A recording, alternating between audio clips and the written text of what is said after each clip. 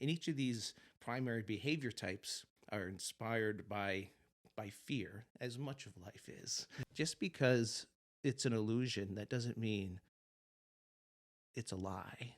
But this woman, at the end of the show, she came up to me. She said, Jonas, I don't like magicians, but I like you. Doesn't matter what you do, as long as you do it. But a lot of young people, they don't have hobbies. I firmly believe that it's not despite the pain, but in most cases, it's because of the pain. A good magician doesn't say, I'm a magician and you're not. A good magician says, I'm a magician and so are you.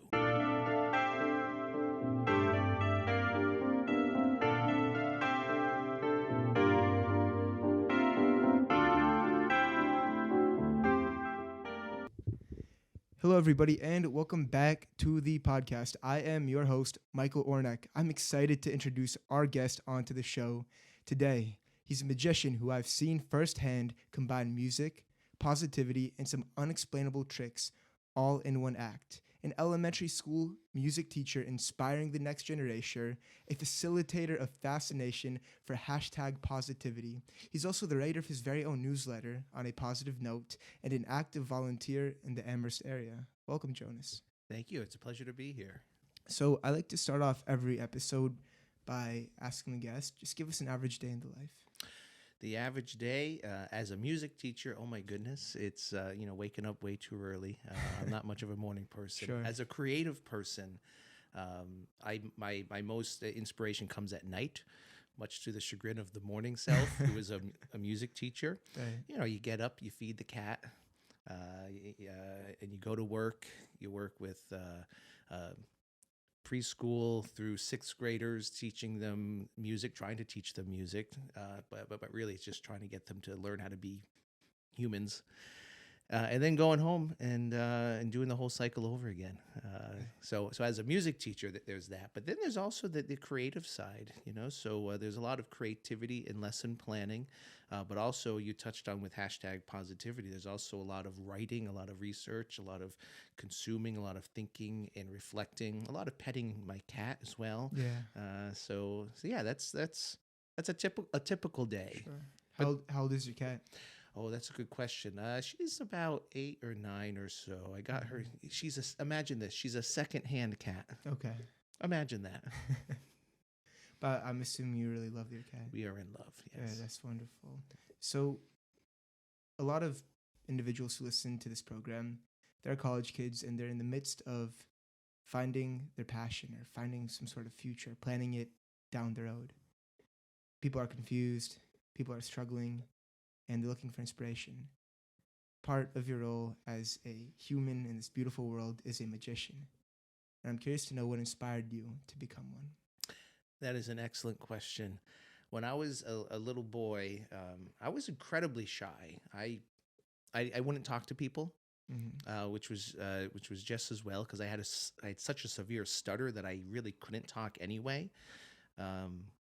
So when I saw magic for the first time, and all of those early memories just sort of create this soup of a memory of just seeing the impossible become possible. Right. And as this young kid who, just wanted to be invisible to the world, and couldn't communicate, didn't have a voice, that was empowering to see and to experience and to witness. So that's really what inspired me to pursue magic, just sort of say, hey, what is this magic thing? Here's these people doing what's not supposed to be possible. So that's how I got started in magic. And interestingly, magic is one of those performing arts that you need an audience. A lot of performing arts don't need audience, such as music. Music, Right. Surely there's usually an audience, but you can just sit in your room and play music. That can be very therapeutic and can be very meditative. But magic, you can't perform magic for yourself. There needs to be an audience. However, as this young shy kid who can't talk to people, but here I had, learning all these amazing things. In order to share those amazing things, I had to boldly step forward and perform anyway. And that gave me the confidence, realizing that I had something special to share. That's what gave me the confidence to perform. What were some of the initial encounters you had with failure when you began? There was a lot of Of failure. course. Yeah. Of course, as kids too. Well, as humans in general, we don't like to fail, but kids don't have the internal resources to manage failure very well. So Mhm. if you mess up a trick, all of a sudden, that reflects poorly on you. Like, oh, I must be a bad person. Right. So I would run away crying. But then as you get older, you realize, oh, if you don't find the card, or if someone sees where you're hiding the ball, it's no big deal, Of course. because it's just a magic trick. It's not high stakes. Um, as I got older, there was this one particular uh, m- moment when I was 13, when I made a huge mistake on stage. Mhm. Was I 13? I was 13 or 14. I was at my high school talent show, and I decided I wanted to do something big, Okay. a really big act to really impress people. That was my first mistake. I was Sure. trying to impress people. That never works. So I came up. But I'm actually because you said you were trying to impress people, but that never works. Isn't the art of magic trying to impress people with your tricks? That's an excellent point. A lot of magic, not all magic, Sure. but there is a lot of magic that is focused on, hey, look what I can do. Hey, Mhm. look what I can do, and you can't.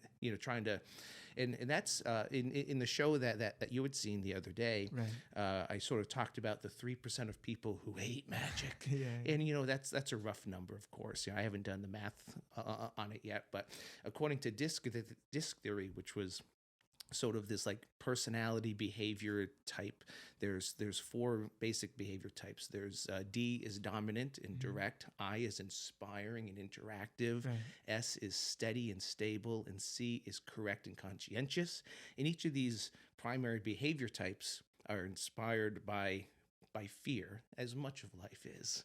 Yeah. They say, and there's this book called the Biology of Happiness, and it's all about trying to gain pleasure and avoid pain, right? So this fear of losing pleasure, or this fear of getting pain, really drives a lot of our behaviors, and it's the D behavior types that are really hate magic, because their fear is Mm. being taken advantage of.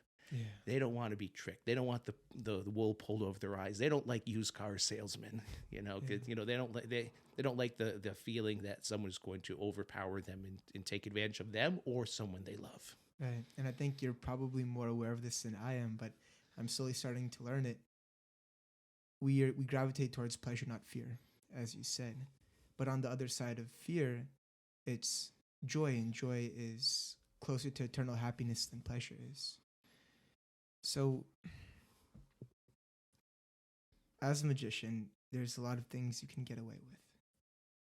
What are the ethical guidelines that you follow in the craft? That is an excellent question. Uh, for me, it's honesty. Hmm. Which, how do you be honest as a magician? Yeah. I mean, I actually tried to get out of magic for a while, because I got to this point in my life a number of years ago where I was really disillusioned by life. And I thought that much of the world, or that I thought about the world, turned out to be a lie. Well, not so much a lie as just a misunderstanding, a misinterpretation of Hmm. the world, more of like a wishful thinking rather than basing it on reality. Sure. Uh, s- so I felt lied to by life.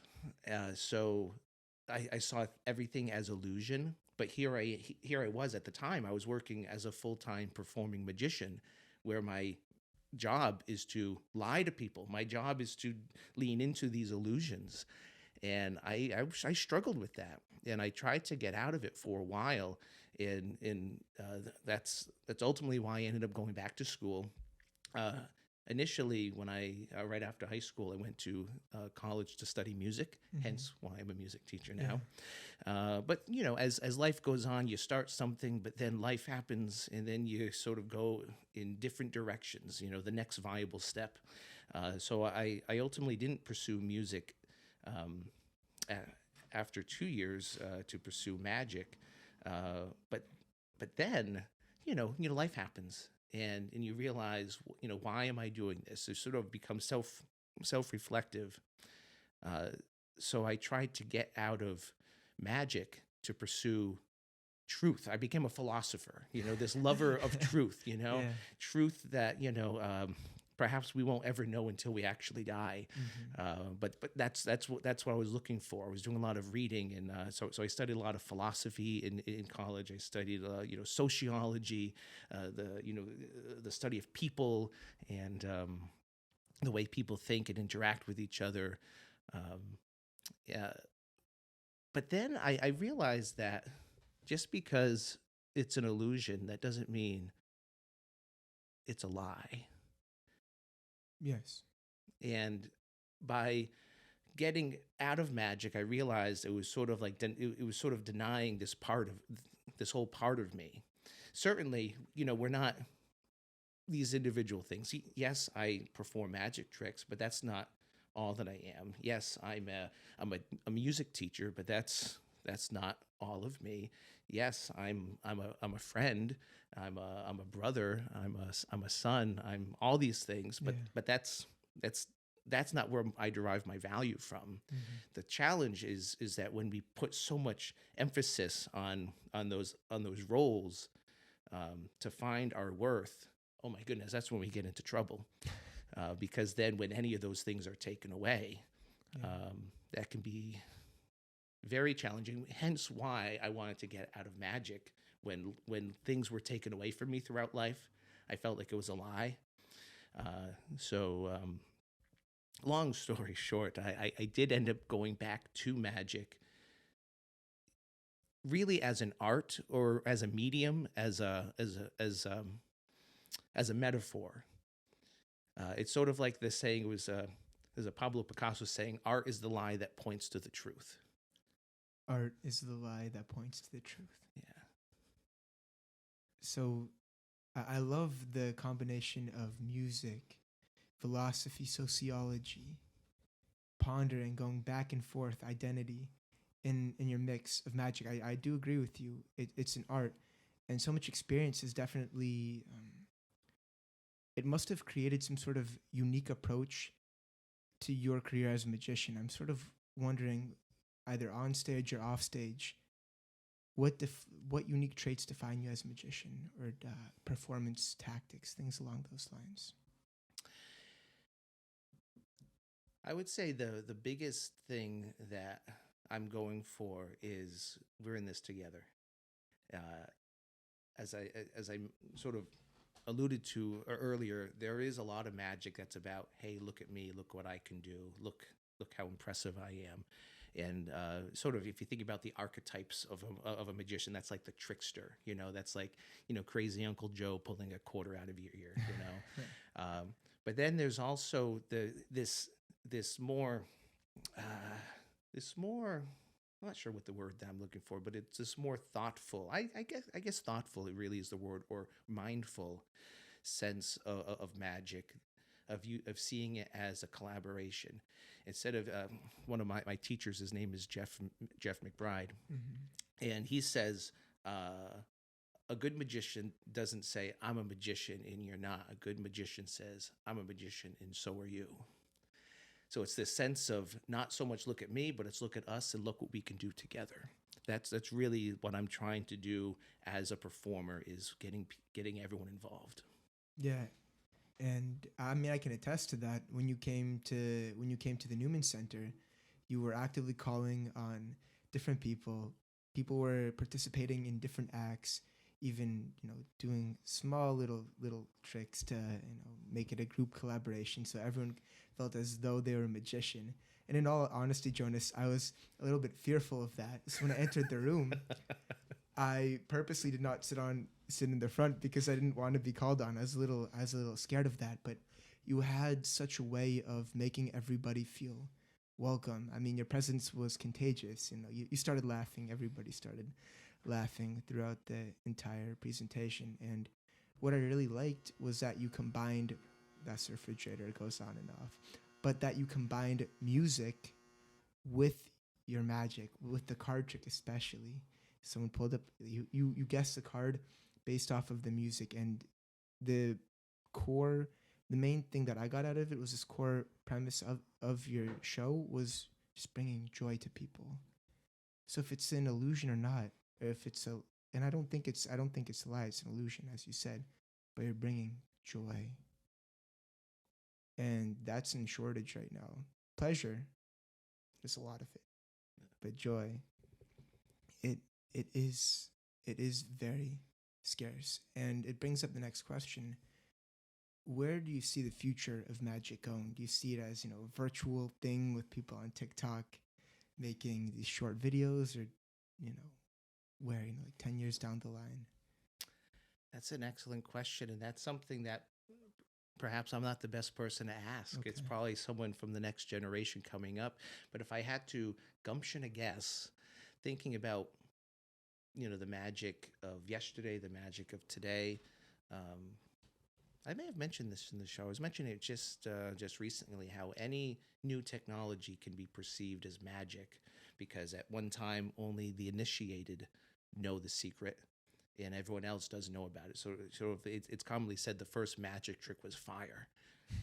Someone knew how to create it and wield it. Yeah. Other people were like, "What is this witchcraft?" Right. Uh, so then something like a cell phone, Right. 50 years ago would have been a magic trick. Something like the television or the radio. So any new tech, and really a lot of technology that magicians use like 50, 100 years ago is actually commonplace knowledge now. But at the time, only a select few people knew about it, and they were using these technologies in their acts. There's just one example. I may get some of the details wrong, but there was this magician named Robert Houdin. He's this French magician, Yeah. and he quelled a rebellion. There was this rebellion against the natives. I think it was Algeria, or no, it wasn't. It was in that general area against like the French, colonists or whatever was going on. Again, details elude me. I'm a big picture guy. Yeah. But the big picture, the main idea is the government sent in this magician to quell this rebellion because they believed in witchcraft. And here's this magician, who you know he knew a bit of technology and Yeah. using just commonplace technology that today is ho hum, like no one would bat an eye at. These these these native people freaked out Right. and they ran away scared. Mm. It was just a simple trick Yeah. that a stage magician does on stage, and today no one would care about, but then it really mattered. Of course. Yeah, so I would guess that the future of magic, whatever is just coming up now, that we don't even know about, but the scientists and researchers know about, and the smart magicians are sort of like reading up on those technologies. Right. Whatever that is, I don't know what it is, but it probably something to do with AI though. Yeah. So I was recently watching a podcast with David Blaine and Joe Rogan, and part of David Blaine's greatness is that he continuously develops himself as a magician. He's always learning something new. He's always learning different applications to put in his show to develop as a magician. I was wondering what your process is like of developing yourself in magic. That's an excellent question because a lot of magicians, I would say the average magician, there's not a lot of personal growth and development in the sense that they're up to the same old tricks. The mindful magician are the ones who do want to improve, who want to grow in the art of magic. And there's a school that I go to. It's called the McBride Magic and Mystery School. Oh, Jeff McRae. Yeah. And so when I was became serious, when I realized that okay, this whole magic thing is okay, albeit an illusion. That's actually a good thing.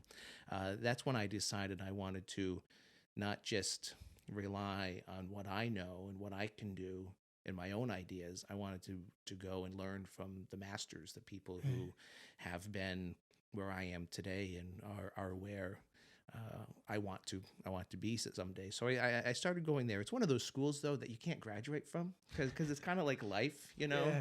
It's just you can always learn. It's sort of like this idea of the beginner's mind, just always be learning. So I've been involved in one way or another with that community for probably like 15, almost 20 years now, and that really helps getting. Whether it's through one-on-one mentorship or whether it's through taking workshops and various classes, getting feedback, all those things are very helpful. A lot of reading as well, a lot of watching and critiquing and reflecting.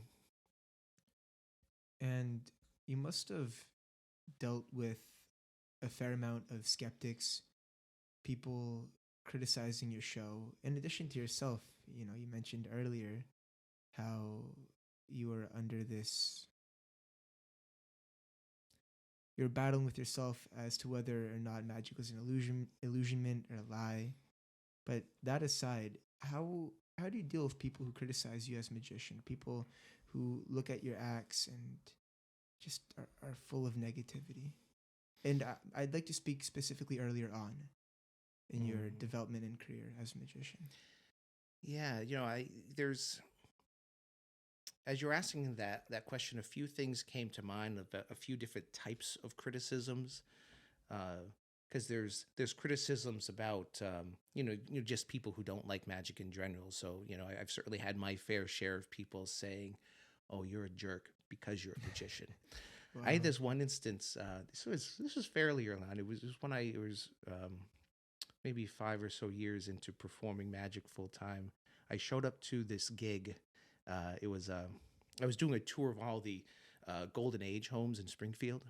What are the Golden Age homes? It's like the senior center clubs, Okay. but they meet like once a week or once a month Yeah. or whatever. So I was doing this tour of all of them. There's a lot of them, and I show up and they're playing bingo, and I was thinking, was there some sort of scheduling mishap because they're playing bingo? They don't want to see a magic show.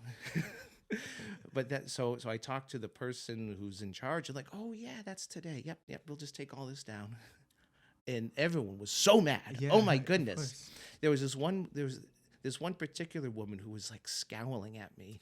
She was like, how long is this gonna take? She just wanted to get back to the bingo. Yeah. I was like, well, if you enjoy it, it'll go about an hour. But if no one's really interacting, it'll probably be about 45 minutes or so. Sure. She said it's going to be a short show.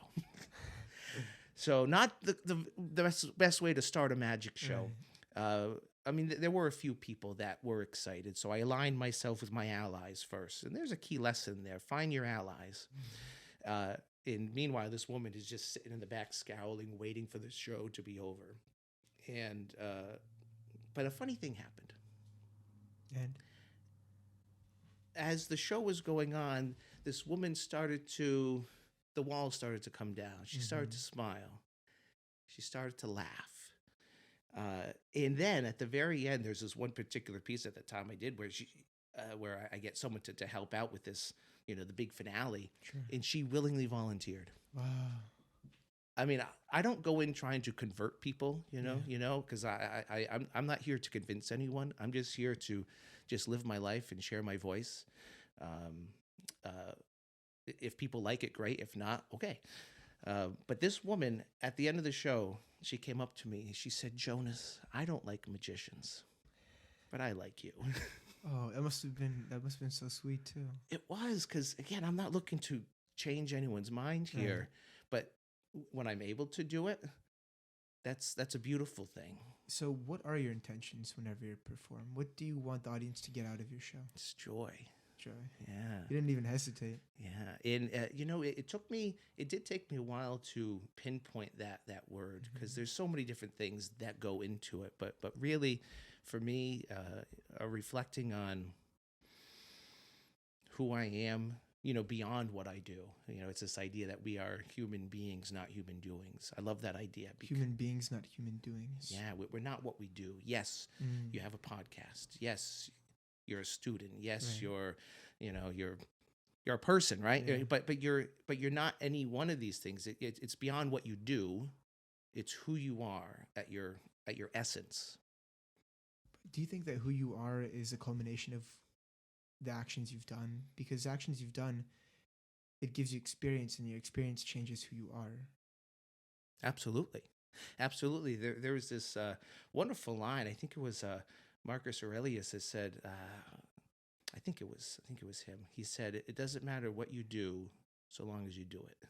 Meditations. I think so. Do it, yeah. Yeah, it doesn't matter what you do, as long as you do it. And it's this idea that there was this movie called Mr. Nobody. I forget when it came out. It was probably within the last 10 years or so, 15 years. And there's another line in there. There's lots of lines in that film, but it's this idea that uh, everything could have been completely different and had just as much meaning. This idea that it doesn't matter what you do so long as you do it. It's like what are you going to learn from this experience? One of my mentors through reading is John Maxwell. He has this book called "Sometimes You Win, Sometimes You Learn." Uh, I suppose you could lose as long if you don't learn from it. But if you can learn from every experience, even failures, even people who shut you down, even people who hate you, even if you literally fall flat on your face, you can learn from that experience. How often do you deal with failure? Every day, Mhm. especially as a music teacher. Oh my goodness, I'm very new to teaching elementary school music. Right. I've taught music lessons. I've led bands before. I've entertained children, but trying to work with little kids and get them to have a takeaway and learn something and gain new knowledge and skills. That's a whole new beast. So every day I'm bumping up against walls and figuring out, well, that didn't work. What can I do next time? It's a lot of reflection. What do you enjoy most about teaching? Probably, Or some of the things. There might not be a main factor. yeah. I'd say specifically working in elementary music. I seeing the kids' smiles and seeing how happy they are to see me. Yeah. I'm like, but your class was terrible last time, but you're happy to see me. Okay. Even though I did a terrible job teaching you that day, even though, classroom management skills, that's my big thing, getting kids to not hit each other and The basics. the basics, yeah. Maybe a little bit of music here and there, but Yeah, I try to get their sillies out with movement and dance, Sure. but sometimes they have their own ideas. But yeah, so for me, it's just seeing how happy they are. Every day is a new day for them. Every moment is new. It's refreshing. how creative do you think kids are these days? Because I notice that rather than being able to go out and explore, kids are given iPads and different widgets, and those hinder your creative growth completely. One thing that I'm encountering with college kids, people don't think they're creative. I think creativity is something that you work on over time. It's not just innate, it's not just given. You might have a talent, but you have to always work on creativity. It's something that's earned, not given. But do you see, younger elementary school kids creative or more creative in the past years, less creative? Maybe something else for my hypothesis. Yeah, that's a good question. Between elementary school, I've also worked with middle school and high school students as well in various capacities, whether doing leadership and team building workshops or, working in schools as a teaching aide. And you're right. I have noticed lately that kids, not all, but many don't have hobbies. They don't know what they're good at, and I think it's probably because they just haven't tried. I don't know. Of course, everyone has their own reasons why, but I'm always surprised when I'm like, you don't have any hobbies. What do you do? What do you look forward to? That's a key indicator. What are you looking forward to? We all have to have something to look forward to. Me, I look forward to petting my cat. Yeah. I look forward to tootling around on my ukulele. I look forward to spending time with friends. I look Sure. forward to writing a blog post because Yeah. I just enjoy the act, the process of researching and writing, connecting ideas. But a lot of young people, they don't have hobbies. Many do, but again, many don't, and I find that surprising because when I was a kid, everyone had a hobby of some Yeah. kind, whether it was music or sports or it was uh, chess or I don't know, horseback riding. Everyone had something, but that is largely lacking. You're right. Yeah, I didn't have any hobbies until college too. Really. But on my end, and again, it depends where you're from. Maybe some kids might not have they might not have the they might not have the money to have hobbies. I mean, after all, they are a luxury. Mm. For me, I was just so busy in a competitive high school, and all I was focused on was my education. And never gave myself the time, or I was too tired to really look for something else. And yeah, hobbies are in shortage. I go around asking people too. I try not to get in the habit of saying, "Hey, what's your name? What are you studying? Where are you living?" Those are the three, generic approaches you have when you introduce yourself to someone. I try and say, "Hey, what are your hobbies?" Because people can tend to talk so much more about their hobbies than their name, major, and where they're from. Where do you see the direction of education going down the road? Hmm. That's a great question, and again, I think this is one that I'm probably not the Yeah, best to of ask course. because I of course have my own ideas. Um, I think it's going to be less of an emphasis on like testing and more emphasis on projects and in showing knowledge and skills through doing. Do you agree with that? I do agree with that because in life is an open book test. Think about this. When was the last time, other than school, where you had to fill in bubbles? Uh, certainly, maybe on a job application, filling in bubbles. I don't know, but in life is an open book Right. test. You do things. You do projects. And Jonas, to interrupt, but I think to add on before we continue, even the open note tests on the like exam tests in real life are more common sense than they are you have to completely study for this one application just to forget it. Like your driver said, what side of the road are you on? Well, if you've driven before, right side. And that's a great point. Yeah. It, I think a better indicator of whether you're a good driver is not the written test, but go for a drive. Yeah. Yeah, you exactly. know, that's going to show. Okay, you might have not known X, Y, or Z, but you're doing it. You might not have known Sure. that you know it, but you're doing it. And I think that's really largely where education should go, is going. There was what was I going to say? It's but yeah, so really it's just a way to have more project based in order to show your skills. Oh, that's where I was going. There's in life there's all these like Yeah. these job aids. So if you're like, I don't know, whatever job you have, you're going to have notes, you're going to have post-it notes here and there, you're going to have a little checklist. Even think about this, even a pilot has a checklist of all the things they need to do before takeoff. Right. Job. It's life is an open book Yeah. test. It's not relying on just what you know. It's relying on this collective knowledge and all these things that you've accumulated, all these things that we can reference. Exactly. And it's your ability to apply said knowledge into the real world. For me, I first encountered this. So I'm an engineering major, and your first 2 years of engineering, there's a lot of theoretical work and concepts behind each exam. Now, you're never really shown why you need this other than to pass your exam. Well, I was fortunate enough to get an internship earlier on. I got to my job, and everything I learned, I barely used, Jonas. A year and a year in tuition later, like none. Maybe like an Excel spreadsheet how to work that. And I'm talking about like engineering. It's not um some. It's not a different.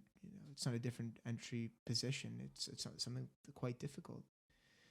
And I learned so much via actually going out and doing things. And it's began making me question what's going on with the current education system, with what's going on in high school, with what's going on in college. Right now, I'm very fortunate to be in a lot of project based classes. And although I'm getting work that is a little bit beyond my range, I enjoy doing it because it's real life things, real life skills, and I can see how it's going to help me grow. It's just way more motivating. Now, you are a facilitator of fascination, Yes. right? And for hashtag positivity, looking to empower future leaders and spread abiding joy.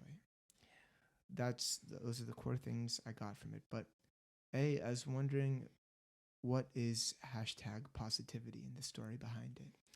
Yeah, so it's something that a friend of mine had started. Initially, it was kind of more of like a movement, more of an idea, and he was a firefighter. Well, he Really? still is a Yeah. firefighter, but at the time, I guess a firehouse can be kind of a rambunctious crew, and Yeah. where things aren't entirely always positive. A lot of like just sort of fooling around, and anytime something like negative or bad would happen, they Right. would say hashtag positivity to try to erase it. Yeah. Yeah. So my buddy Jason, he had this idea. I was like, oh, that, there's something there. So he sort of, on a napkin or a piece of paper, drew a little logo.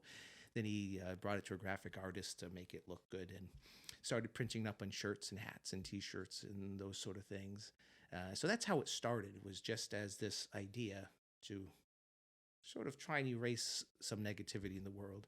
And then he started to do these events at schools where he would sell the shirts as like a fundraiser, and he would just donate all the funds to the school. It was just a way to spread positivity in the community. So he would bring me in to go do a positivity themed magic show.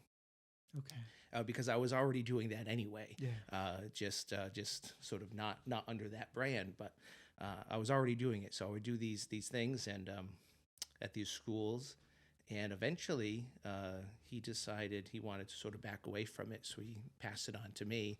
I took over the helm, and I changed it from more of like at that point it was like more of like a clothing brand, more of.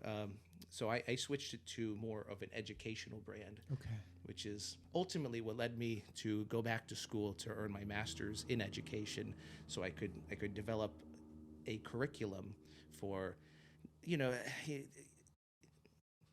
it's one thing to say hashtag positivity. It's another thing to think, well, what does that mean, and how can we apply this? How can we use this tangibly in our everyday lives? So that's why I went back to school to get my master's, was so that I could figure out how to take all these ideas. I mean, there's lots of research in this world. Back in the 90s, there's this whole movement called the positive psychology movement. Who was at the forefront of it? Uh, there's lots of folks who are involved with that. What's that guy's name? There's a Yeah. At the time, he was like the head of the psychology like board. I forget the guy's name now, but it was him. But there was really, even going back to the 80s, there was this sort of hints of it. But what he decided when he took over the helm of the board, he decided to focus on positive psychology instead of focusing on what's wrong with people. He wanted to focus on what's right with people, so that we could take the research, which was highly lacking at the time, which is, I think, probably why he wanted to do that, was to focus on it, to develop these studies in research on what a person can do in order to have more positive experiences, which they sort of define as like, positive mindsets, clarity of purpose, high value relationships, meaningful engagement. All those sort of things go into living a life that's flourishing, a life that's And that's by focusing on what's right with the person. focusing on what's right. Exactly. And because up until then, the focus was really more on what's wrong with people, which, of course, if you focus on what's wrong, what are you going to get? Nothing. Yeah, you're going to get more wrong things, Yeah. right? So by focusing on what's right with people and making conscientious choices towards that. Actually, I'd like to go back. So if you're focusing on what's wrong with someone, Mhm. you're gonna get more wrong things. Are you trying to say, like, in the correction of focusing on what's wrong with someone, it's going to produce more negative results as opposed to the focus on positivity? Yeah, that's a good clarification. And one of the pushbacks that I get about positivity is like, hey, if we don't focus on problems, how are we going to overcome them? Sure. And I think, well, certainly that's valid. However, instead of just seeing the problem, what are the possibilities? What are tangible things uh, that what they call as leading indicators Mhm. in the education field and training Yeah. field? What are the leading indicators that of someone who does have well-being in their life, both mentally, spiritually, emotionally, in thriving? What are those leading indicators, and how can we apply those rather than just focusing on the symptoms of of whatever the negativity is? Mm. So I'm really open to learning more about this. But one thing that I guess my theory on this whole matter before we dive a little bit deeper into it, by focusing on one's positivity, like on the positive aspects of them, they gain more confidence in themselves. They gain more belief in their abilities, and that in turn makes their ability to deal with the negative parts of life a lot easier or manageable. And from that confidence, it's more likely that they overcome the difficult parts of their lives. Yeah, there's certainly a lot there when we focus on what we do well. Confidence is huge. Going back to when I was a young boy and I couldn't talk to people, Right. I was incredibly shy. I was scared. I didn't have a voice. But then learning magic, there was that was something positive that I could do. Um, and then that gave me the confidence to go out and now be on this podcast Yeah. with you decades later. I'd never have any clue that you had a speech impediment when you're younger. For for me, it also comes with it comes with discipline too. Getting good at perfecting things, getting good at coming back to them, getting good at staying getting good at continuing to pursue something even when I'm not motivated. Mm. When I'm looking at the things I'm lacking at, I know that my ability to deal with them and my ability to rise above them, to push through them, it feels a lot easier and it feels easier and possible, rather than letting that fear drag me down. It allows me to look that fear in the eyes, not always, but mostly go through it and face it, and then come out on the other side and achieve way more eternal gratification as a result of that. Mm. Way more meaning too. I mean, as we talked about earlier, there's something to overcoming fear that as a driving force in your development as a human. Mm. Um, It could be very uncomfortable. yeah, it Uh, could be. I have a friend. He founded this group called Climb for Hope. Climb for hope. And what they do is they go to they do these climbs of like mountains Sure. and but it's all to raise money for immunotherapy research Yeah. because his sister passed Sure. away and she could have benefited from Right. this. And he's raised, I think they've raised like, if it hasn't been $1 million, it's probably close to $1 million by now. Climb for hope. Climb for Hope. Okay. It's this one guy who just had a reason. Really. He was motivated, because of course, losing a loved one, that's Yeah. can be very motivating. It can also be very demotivating. But the way he says it's turning your pain into passion, Paint. and in the way that I've gone on two climbs with them, and what he says at the beginning of the climb, you have your, yes, we've experienced pain, but lean into that, make that your passion. Get comfortable being uncomfortable. There were moments on the two climbs that I did. One was the Grand Canyon, which is more of like there's climbing, but it's also more of a long haul. Yeah. It was there. It was like we went from one side to the other and then back again. It was exhausting. Yeah, I could only imagine. And then we did a climb of Mount Adams, which is the second highest peak in Washington State, which was it was a 3-day hike, but it was 2 days to get to the top and then back down. And there were moments when I was like, because I'm I've climbed mountains. I Sure. wouldn't say I'm a mountain climber. Yeah. You know, I've done it, but I wouldn't say, you know, it's me. Yeah, of course. It was painful. There were moments when we were post holing. It's where Yeah. you step into the snow and you just fall into it, and I just had to. With every step, I have to, instead of using my energy to climb up, I had to use my energy to climb out and then make another step and then fall back in, just to get to the top of this freaking mountain.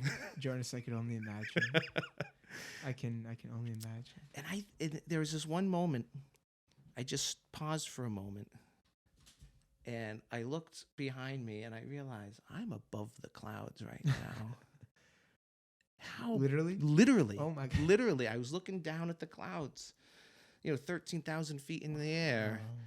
I'm like, this, this is beautiful. This is painful. Mhm. There's much of this that I'm not enjoying, but if not for this pain, I wouldn't be able to experience this. And I think about that moment a lot in my life because I'm human. I've experienced a lot of pain, and we all have. Yeah. And it's not.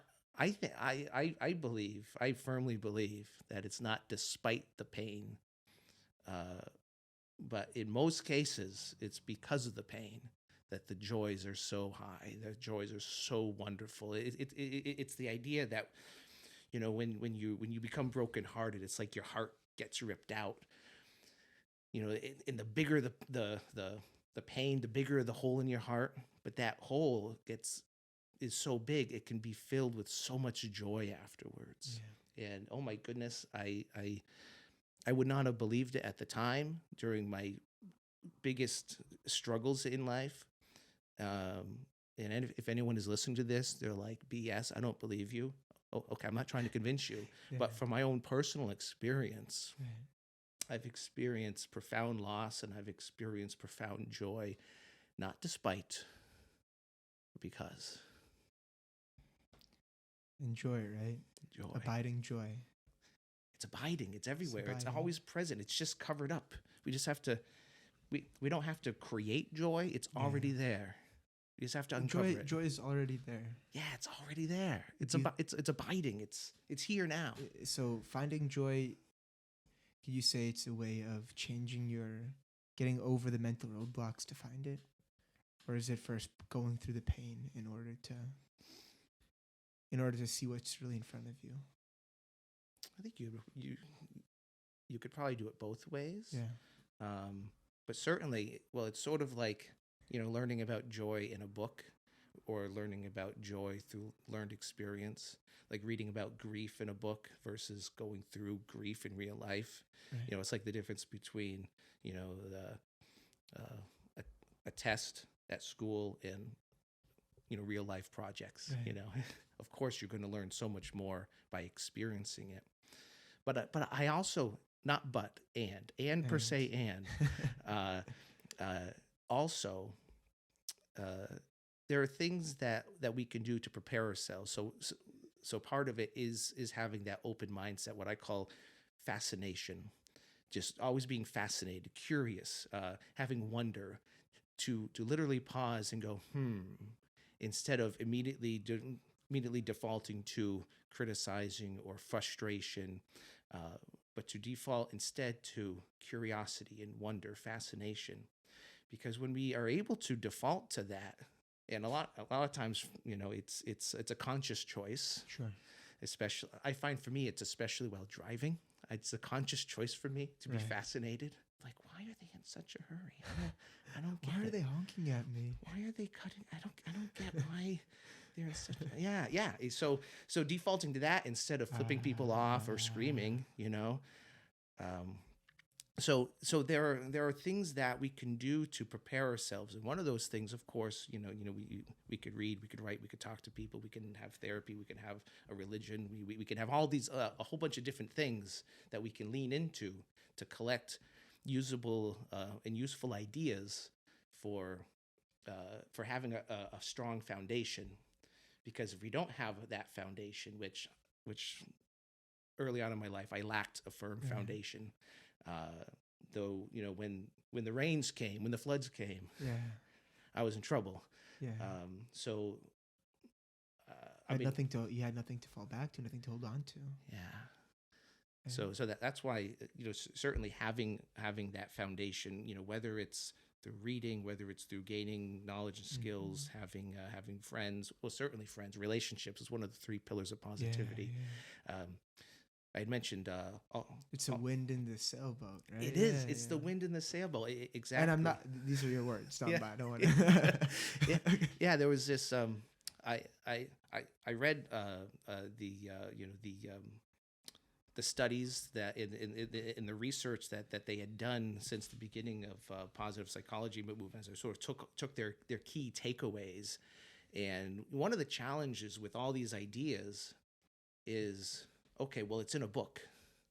It's in a book. It's in the research. It's in all this data, but how are we going to use this? How does this translate to our life? It's not enough to know this stuff. Yeah. As you know, as a student, it's not enough to gain the theoretical knowledge if you can't use it. Of course. If you can't connect it.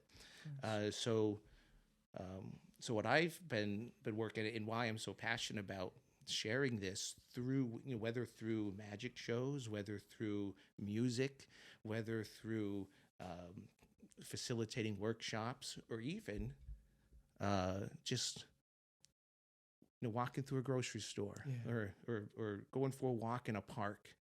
How can I use these ideas? How can I make them tangible? And for me, the way I did that was I summarized all of the ideas into what I call 3 pillars of positivity. And I actually wrote an article on it. It's called Being Well by Living Well. And it takes like the core teachings from, I think it was 3 or 4 different key figureheads in this movement. In there, who are they? If you you know what, that's why I wrote it down. Oh, wonderful. So yeah, I'll actually bring it up. Yeah, yes, please. Yeah, because a lot of why I write is so that I can reference back to it. Yeah. So it's called Living Well. Being Well by Living Well, and it is on my website.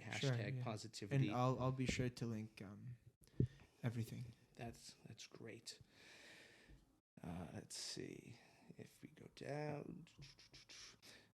But the 3 pillars, really, what I do in this article is I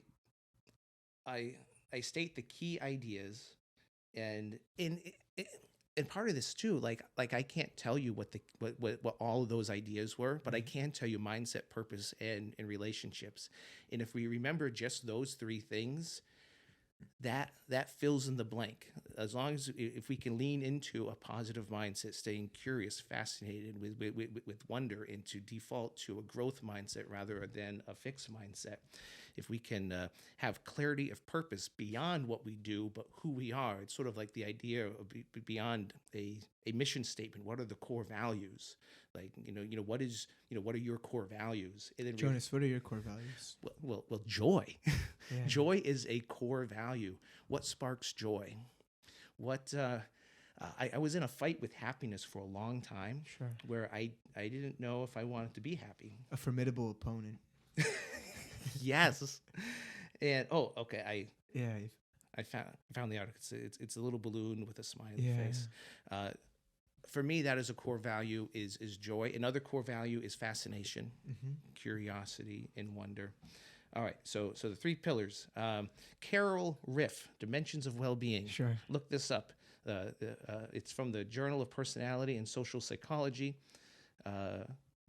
The dimensions of well-being is self-acceptance, positive relations with others, autonomy, environmental mastery, purpose in life, and personal growth. All right. And then in this article, I go through and connect each of those dimensions to the 3 pillars. Another one is Martin Seligman, Elements of Well-Being, also known as PERMA. PERMA is a useful acronym. Positive emotion. So that's the P. The E is engagement. R is relationships. Well, that's an easy one to connect to the 3 pillars. 4 is meaning. and 5 is accomplishment. And again, I go in and I connect those to the 3 pillars. And then there's another one with Martin Seligman, but he teamed up with Christopher Peterson. There's a book, The Character Strengths and Virtues, and it goes through. There's 6 of them: wisdom, courage, humanity, justice, temperance, and transcendence. Transcendence. And I wrote this article specifically in response to someone. I was doing a presentation. It was like a leadership team building workshop for this insurance company. Oh, wow. And this guy was like, "This all sounds great, Sure. but why these 3 pillars as opposed to anything and everything else?" And I told him, I was like, "Well, it's based off the positive psychology research, yada yada yada." So then I wrote this specifically for him, so I could send it to him, and then that sufficed. He was like, "Oh, I suspect, thinking about the disc behavior theories, he's probably a C, correct and conscientious." He wanted it wasn't enough to know; he wanted to know that it was correct. So I wrote this up and sent it to him. He was like, "Oh, okay, that's valid." A mindset. When you're discussing about it earlier, the continuous choice of being fascinated with your environment and what's around you. It's something that I'm really working on. And for me, where I fall short is lack of presence. I think that's such a really big part to have the right mindset. Not being a slave to your thoughts, not being controlled by them, to being able to exert control over them is one of the most powerful skills someone can learn. I'm curious to know a little bit, Jonas, what do you do to stay mindful, to be present in your everyday life? That's a great question, and really being present really it has roots in all 3 pillars of positivity: being present, being mindful, certainly being present in your calling, in your purpose, being present in your relationships. Sure. I've written extensively about that too. For me to stay present, it's 3 breaths, and it's that simple. And there's a lot of research behind this. It's something to do with the parasympathetic nervous system. I'm not a scientist, but I've read the articles. You get the bigger picture. Yeah, I'm the big picture guy. Yeah. Details elude me, but the takeaway: big breaths, like really fill the lungs, because it's when the lungs are returned to the resting state, and it's not right away that this kicks in, but the parasympathetic nervous system is responsible for returning the it gets kicked in when the lungs return to a resting state. It's sort of like when you've been running, or there was like a threat, or you feel like you're in danger, Right. but then the threat's gone and you can relax. Breathing deep like that kicks it in, saying you're okay. So for me, it has part of that, so it kicks in that, so it helps the brain, but also and per se, and also, it's sort of like that saying: need a moment, chew it over with Twix. Need a moment, chew over a Twix. Chew it over with Twix. You know those commercials. A Twix. Like the left and right. Someone asked you.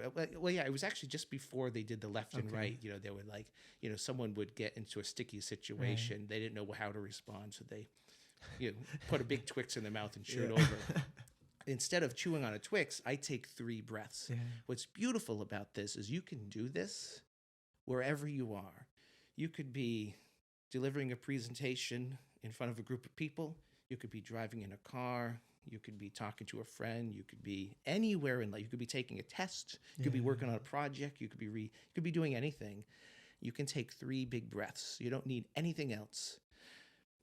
But that, for me, that reminds me, because it's also an anchor at that point, because I use it as an anchor. If I find myself getting excited, nervous, or absent, or if I just find myself like, why am I anxious right now? Right. 3 big breaths.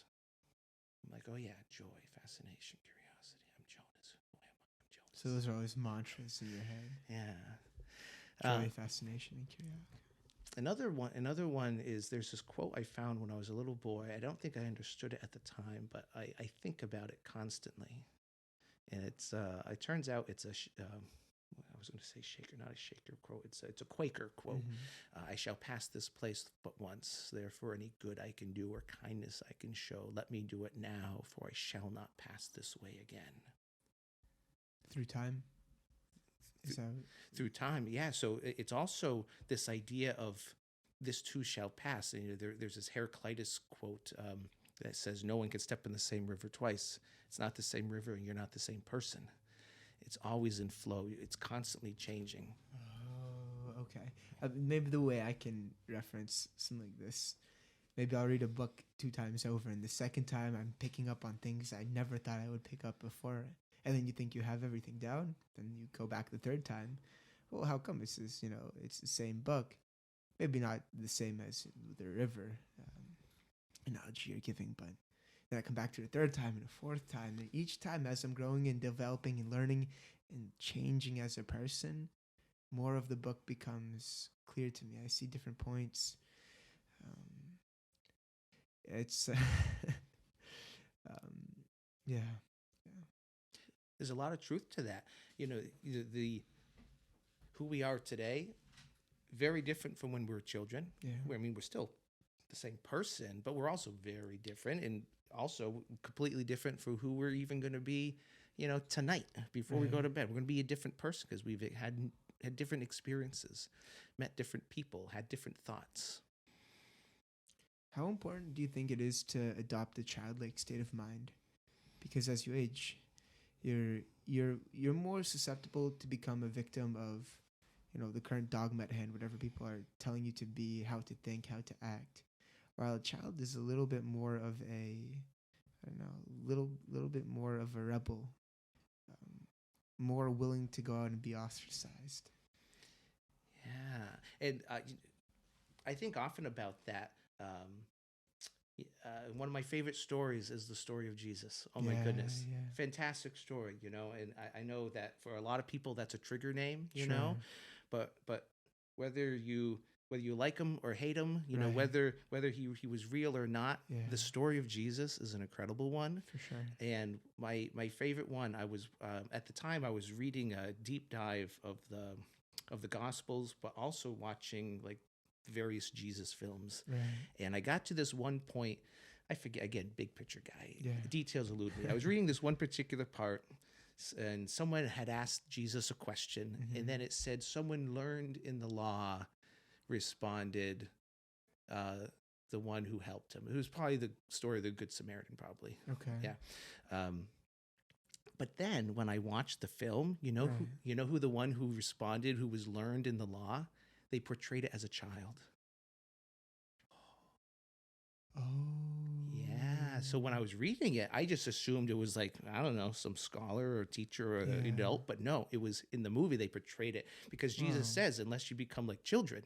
Sure. Oh my goodness. So for me, that was a huge connecting point that you're right. Children, the mindset of a child, Yeah. they already get it. But then through life, through probably the education system, Yeah. it gets taught out of them. Well, one thing about the education system, it's meant to create industrialized workers, not creative and critical thinkers. It's not teaching you how to become financially literate. It's teaching you how to, just be another pawn in the whole system of successful people coming from the oligarchs. And it's a breath of fresh air to see, some people like you and some student educators at UMass who are aware of this and are really looking to strive for something else in education. But for me, I don't know. It's hard to stay optimistic with, I guess, with what's going on at hand, and then AI. How are you going to add that into the system? I don't, I have no clue to answers to these questions, and I don't know if you do too. But I have more questions. more variables in this giant puzzle. Yeah. So I'd like to go back to hashtag positivity for a little bit. You are the Facilitator of Fascination. That is probably the coolest job title I have ever seen. What You've touched on it a little bit more, but I'd like to know more in depth. What does the Facilitator of Fascination do? Excellent question. Really, so I'm facilitating to create the environment that's conducive to eliciting a state of curiosity and wonder. One of my favorite moments, I was doing a presentation for, I think it was a pet food company. And one of the things that they did was they took, I have all these different videos. I call them magic words. They're just like maybe a minute long or so, and it's just talking about one idea, just one word. I break down what the word means etymologically, and then talk about why it's important, how it can help us, how it can become a leading indicator for positivity, all in about a minute. So they're very short. How much substance can you really get in a minute? Not much. So one of my favorite responses, the person who booked me to do this presentation, they sort of curated a list of those videos and sent them to their team, like every week for like a month or so, and then they would respond to them. And my favorite response from someone was like, "I thought I wasn't getting much out of this, but then I realized." I'm thinking, I'm reflecting. Yeah. He's not giving me answers. He's giving me prompts to come up with my own discoveries. That's what a facilitator of fascination is doing. I have no answers for people. I just have creating the place conducive to getting people to just pause for just a moment, shoot over with Twix, Yeah. take 3 breaths, think for a moment. A lot of times when I go in to work with, whether it's a school or a company, a lot of times what I'm really doing, even if they say they want me to focus on team building or communication or, developing, like goals or whatever, really what I'm doing is getting people to talk to each other because they work together, but they haven't taken the moment to actually get to know each other. And what sort of questions do you like to ask to get people to know each other? So questions like, it could be very much contextualized depending on what we're talking about, but it might be, if there's like a certain topic that we're talking about, and they say, well, there's 3 questions that I ask everyone before we even get to the room. So like before we even start, before they even meet me, Right. I have this little survey. And well, first there's a little video, so they watch a little video. It's like a summary. It's sort of like, it's like doing the reading before the class, Yeah. So it's just like a 5-minute video. Sure. Here's the key points, and the questions are based off what you know here. Do you already know all this stuff? Have you heard it before? If you have, how have you applied it? Right. Do you like the results you've gotten?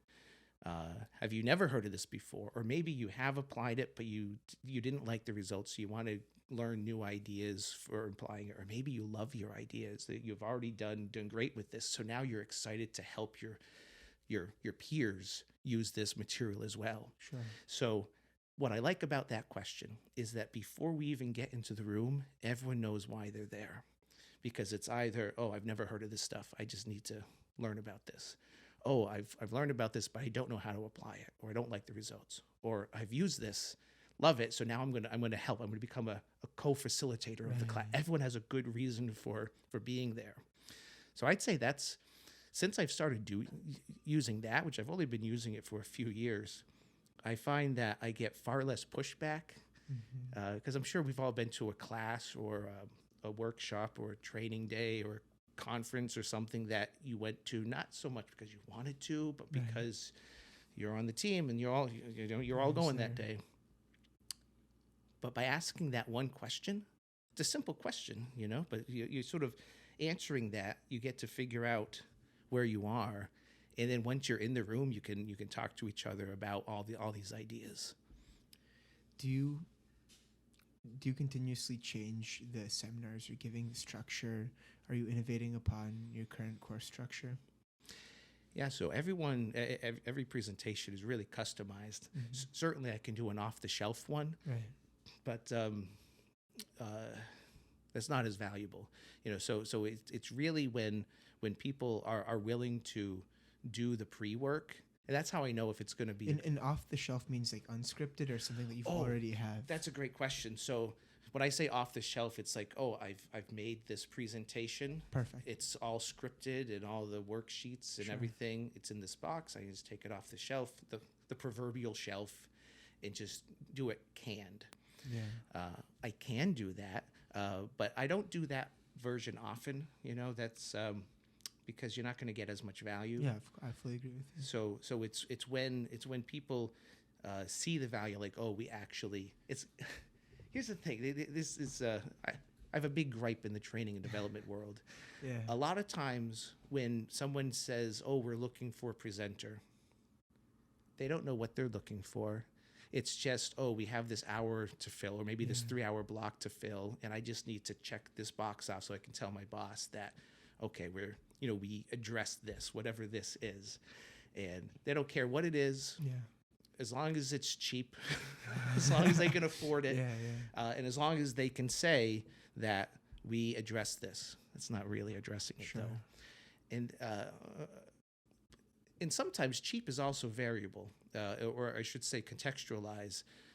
I have this friend, and he works in the corporate world. And one day he was charged with not booking a speaker, but for sort of collecting all the information about various speakers to present his findings on topics and prices to the people who will decide. Right.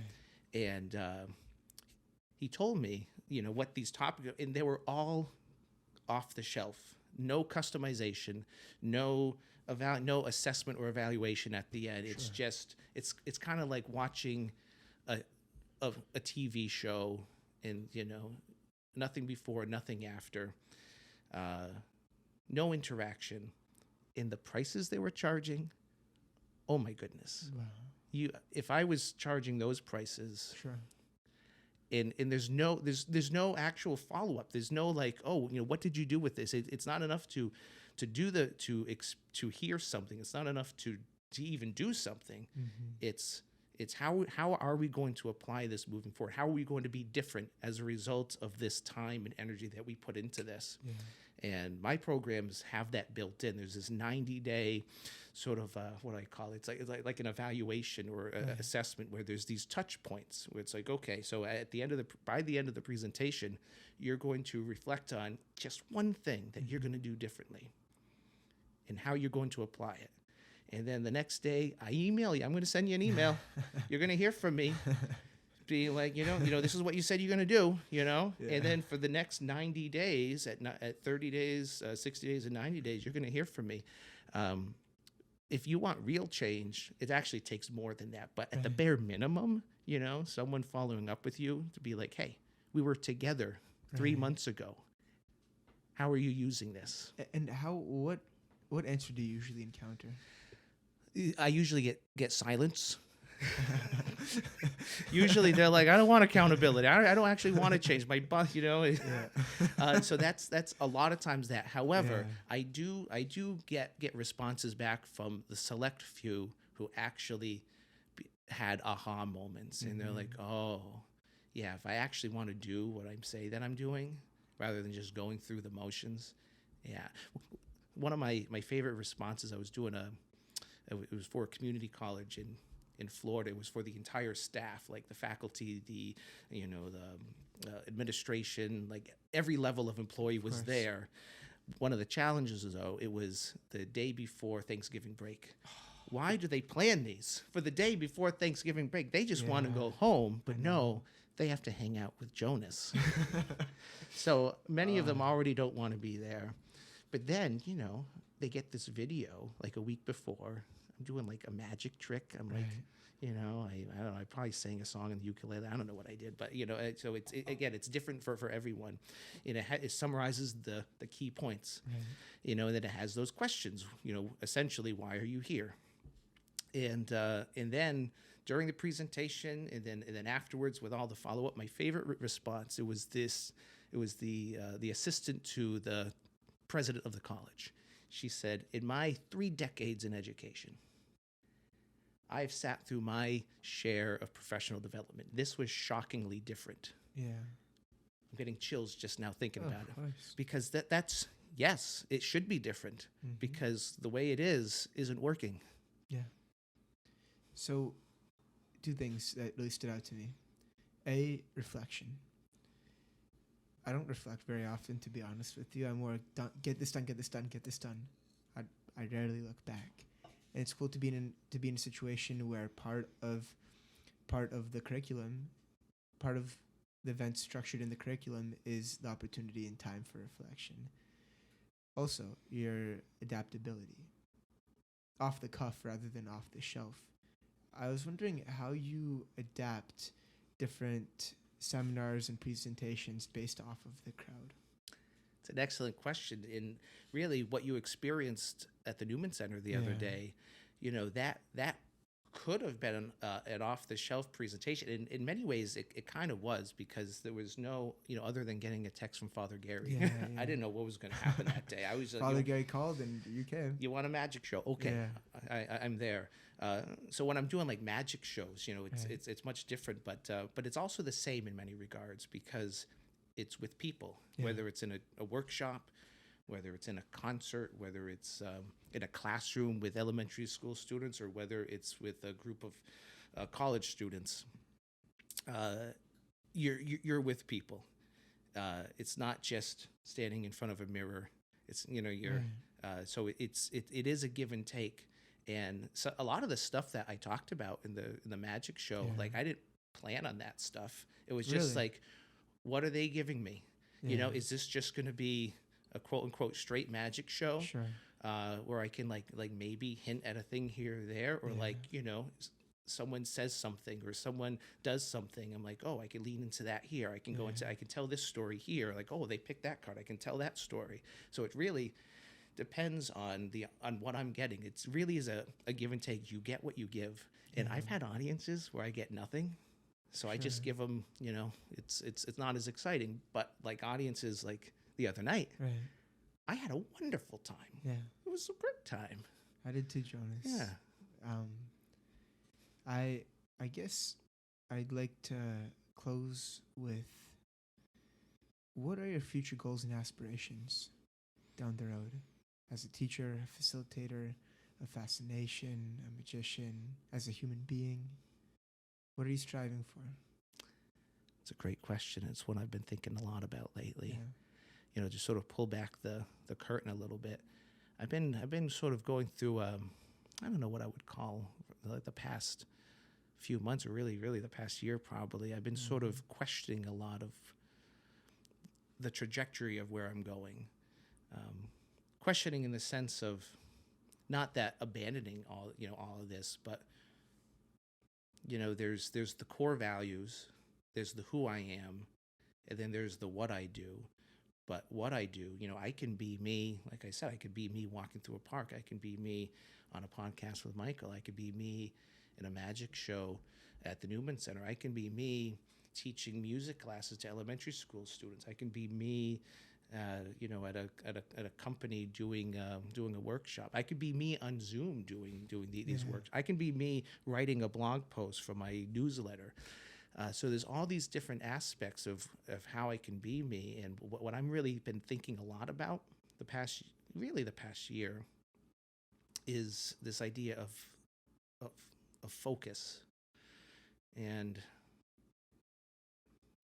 because all of these things, they might look all separate, but as you saw at the show, they are all integrated. Yes. And I'm thinking about what is this going to look like moving forward?